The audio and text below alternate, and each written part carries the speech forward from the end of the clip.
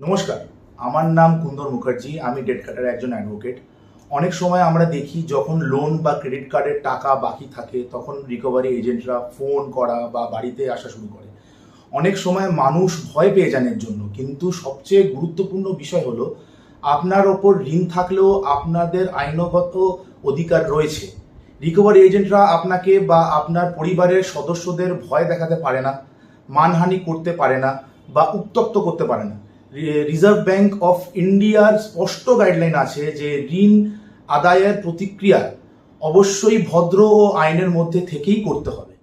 যদি কোনো recovery agent আপনাকে ফোন করেন তাহলে শান্ত থাকুন। তার নাম, তিনি কোন প্রতিষ্ঠানের হয়ে কথা বলতে এসেছেন সেগুলো জিজ্ঞেস করুন এবং তার পরিচয়টাও জানতে ভুলবেন না। ভয় পেয়ে কোনো সিদ্ধান্ত আপনি নেবেন না।